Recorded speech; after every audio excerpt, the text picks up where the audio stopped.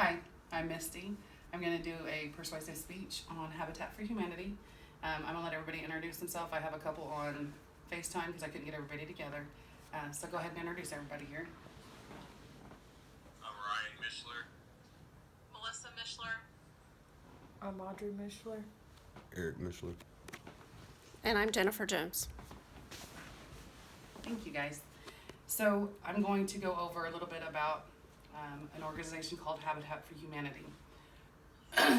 Think about this. If you became homeless or had no place to live, you had no family, no friends, nowhere to lay your head at night, what would you do? What if you had kids? You were working but couldn't afford to pay rent. Where do you go? Habitat for Humanity is actually one of those organizations that will actually help you and get you into a home. There are obviously some things that you have to do in order to get this home, and we'll go over that here in just a little bit. A lot of questions are, who can qualify? Who can volunteer? Because it is volunteer-based, and it is a nonprofit organization. It's a Christian nonprofit organization, and it is run partially by the government. There are paid employees. The paid employees are usually the people who run the office, make sure that things are done correctly and things like that. So that's part of the reason it's a nonprofit, is because it's done a lot by volunteers. All the information I'm giving you now can actually be found at the Habitat for Humanity website, which is www.habitatforhumanity.org. All one word. You can find your local chapter there, because Habitat for Humanity is actually worldwide. You can work in your community, you can work in your surrounding areas, you can work in your state, other states, and you can actually travel abroad and work to help build homes for people who can't afford their own. One way to know that any organization is a not-for-profit or a non-profit organization is in their website. It'll have their website address .org. So I'm going to go over a little about Habitat for Humanity.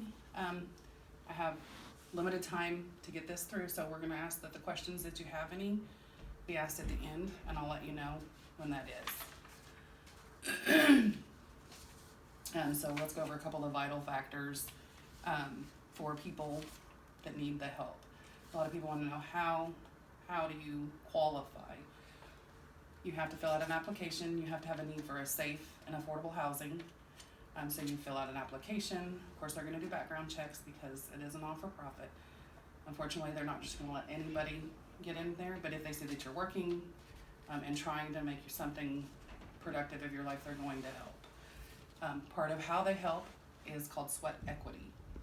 That means that before they'll build you a home, you have to go put in equity in somebody else's home, because they want you to know what you're doing. I want you to know how it feels to build for somebody else, so that when you get your home, you'll be a lot more appreciative. There are actually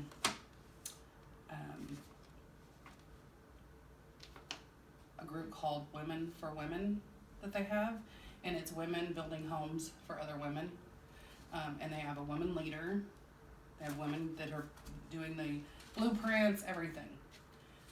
So that's really a cool thing if you're wanting to do something just for women. That's a great way too. They have Veterans for Veterans, where you have veterans building other homes for other veterans. And I really like this one because I did a little research, and it says that 2.5 million vets who own homes is a true burden, because 24% of those are affected by their housing cost. And so 4 million of that 2.4 million, or 400,000 of the 2.4 million, 30% of their income actually goes to their housing, their rent, 30%. So if you take $100 and you take 30% of that, it's $30, it's just gone to pay rent. And then they've got all their bills left to pay. So that's really one I like. The third one is obviously for disabled.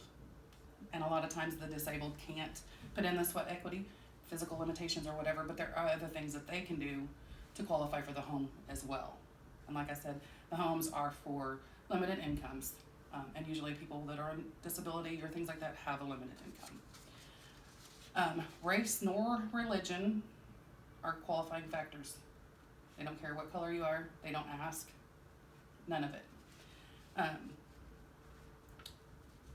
One thing I can say is the feeling that you will get for actually helping build is a wonderful feeling. Like anybody who has a passion for doing something for their community, giving, whatever the case may be, this is a really, really good opportunity to make you feel better.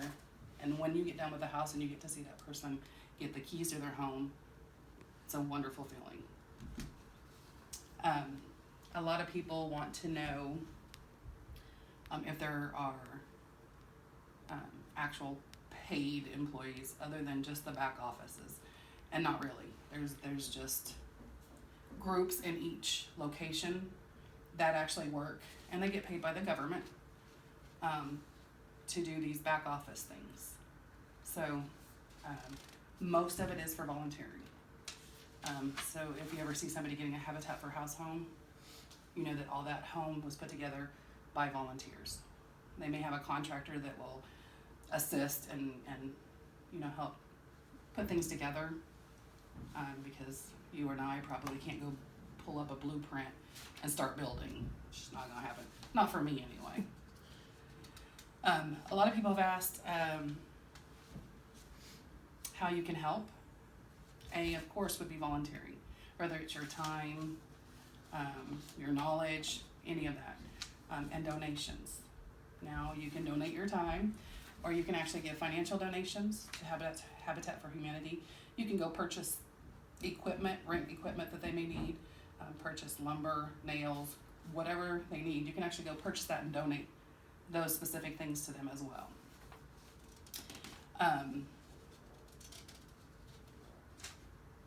What can we do as individuals? You can volunteer, you can donate, you can spread the word on how to do it. You can do some research on how to do it. You do, as a volunteer, have to fill out an application, and you can do group, where we could, 5 of us can get in a group and say we're the Bob the Builders and do a house for 8 hours or for the entire time of the house. One person can go and just say, hey, I want to volunteer.